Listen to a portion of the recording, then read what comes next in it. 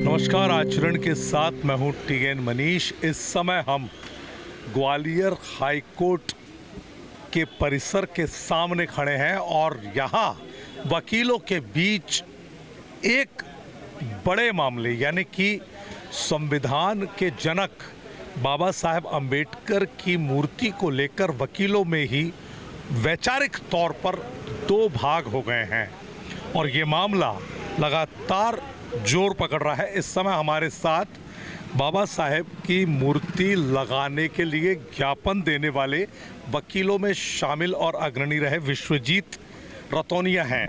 विश्वजीत जी, किस तरह की मांग?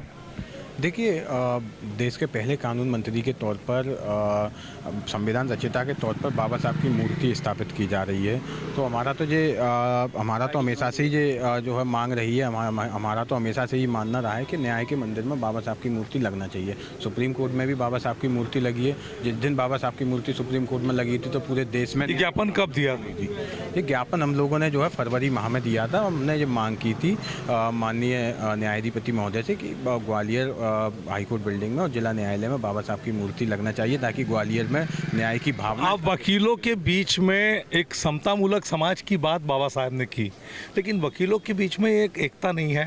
ये दो हिस्सों में वैचारिक तौर पे बटे हैं।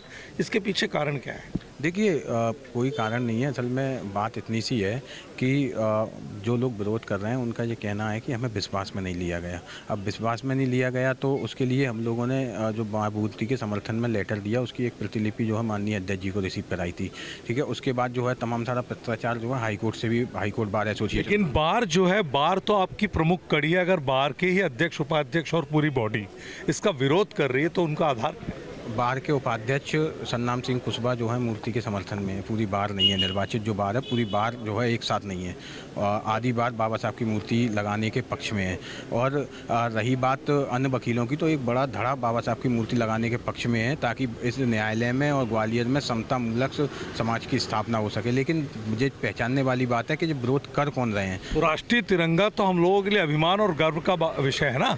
अगर तिरंगा लग गया तो दिक्कत क्या है? देखिए, मैं पूरे दावे के साथ ये कहता हूँ कि राष्ट्रीय ध्वज हमारा मान सम्मान है, हमारी आन बान शान है। और मैं ये कहना चाहता हूँ, जिस दिन ग्वालियर हाईकोर्ट बिल्डिंग की ये स्थापना हुई थी उस दिन पहले दिन से इस हाईकोर्ट बिल्डिंग के सिरमौर पर भारत का झंडा जो है फहरा रहा है। लेकिन द्वेष भावना से बाबा साहब की मूर्ति जिस स्ट्रक्चर पर खड़ी की जानी उस स्ट्रक्चर पर भारत का झंडा लगाना, ये जो ध्वज संहिता उसके खिलाफ इन्होंने काम किया है। वो इसलिए किया है कि आप वीडियो देखिएगा, पूरी देश ने, पूरे प्रदेश ने, पूरे ग्वालियर ने वो वीडियो देखा किस बेअदबी के साथ द्वेष भावना से भारत का झंडा लगाया गया है। लेकिन उसके बाद जब हमने मीडिया से बात की तो हमने जिसका कहा कि जिन लोगों ने भारत का झंडा लगाया है, हमने उनसे पहले भी निवेदन किया था कि आइए नेक काम में सहभागी बनिए। और हमें अच्छा, ये बताइए कि आप लोग कानून को लेकर के बड़े सजग रहते हैं और आपसे बड़ी उम्मीद समाज करता है।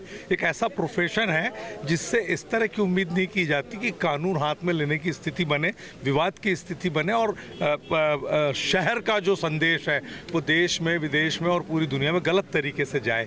तो क्या ये विवाद का अंत क्या है, क्या लगता है? देखिए, विवाद का अंत ये है कि हमने उनसे हमेशा से ही, जब से वो इस बाबा साहब की मूर्ति के समर्थन में आए हैं, हमने उनसे हमेशा से ही ये निवेदन किया है कि इस नेक काम में सहयोगी बनिए। हमने बार के अध्यक्ष से बोला है कि आपके नेतृत्व में हम ये काम करवाना चाहते हैं। हाईकोर्ट आपको नेतृत्व देना चाहता है। आपका हाईकोर्ट प्रशासन का क्या रुख है इस समय? किस तरह की बैठक चल रही है और आप लोगों को क्या उम्मीद? देखिए, हाईकोर्ट प्रशासन तो ये चाह रहा है कि मूर्ति लगना चाहिए और हाईकोर्ट की सहमति से और माननीय न्यायाधिपति महोदय के आदेश से ही ये मूर्ति लग रही है। हाईकोर्ट इसमें सर्वोपरि है। हाईकोर्ट की मंशा है मूर्ति लगना चाहिए तो लग रही है। ये बताया जा रहा है, दूसरे पक्ष का कहना, आरोप है कि कोई ऐसी अनुमति नहीं थी और अचानक से ये सब हुआ। देखिए, एक बात बताइए। मेरा एक प्रश्न है कि जिस हाईकोर्ट बिल्डिंग में परिंदा पर नहीं मार सकता, पक्षकार या आम व्यक्ति जो है उसमें घुस नहीं सकता बिना आईडी के, बिना जो है पास बनवाए, तो फिर ये पीडब्ल्यूडी के लोग कैसे चले गए, सीमेंट बजरी कैसे चले गया जो है, तो वो तो परमिशन से ही बना होगा ना। अब आप लोगों का अगला कदम क्या है? देखिए, हमारा अगला कदम यही है। हमने हमेशा से ही जो है समता की बात की है, ममता की बात की है। तो हम तो हमेशा से इनसे भी निवेदन करते आए हैं, आज भी कर रहे हैं कि बाबा साहब की मूर्ति जो है लगना चाहिए और हम सबको साथ में मिलकर लगवाना चाहिए। ये दलित विरुद्ध सवर्ण का मामला तो नहीं? नहीं, बिल्कुल भी दलित विरुद्ध सवर्ण का मामला नहीं है। वकीलों का आपसी मसला है और हमने तो हमेशा से ही अपने वरिष्ठ वकीलों से, सीनियर एडवोकेट से निवेदन किया है कि आपके नेतृत्व में लगना चाहिए और सबके सहयोग से लगना चाहिए और सबको साथ में मिलकर आके लगाना चाहिए। तो एक पक्ष जो मूर्ति के लिए समर्थन में खड़ा है उसका सीधे तौर पर ये कहना है कि दलित विरुद्ध सवर्ण जैसी कोई बात नहीं है, क्योंकि अतीत में भी ग्वालियर इस तरह के मामलों को देख चुका और उसको भोग भी चुका है।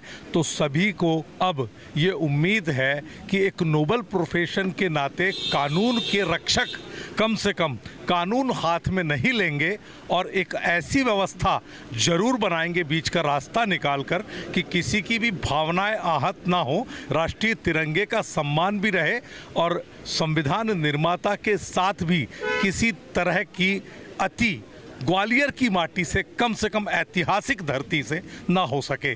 कैमरा पर्सन विक्की सिंह के साथ टीएन मनीष, आचरण न्यूज, ग्वालियर। देश दुनिया की सभी खबरें देखने के लिए जुड़े रहिए आचरण न्यूज से। आचरण न्यूज, हर कदम आपके साथ।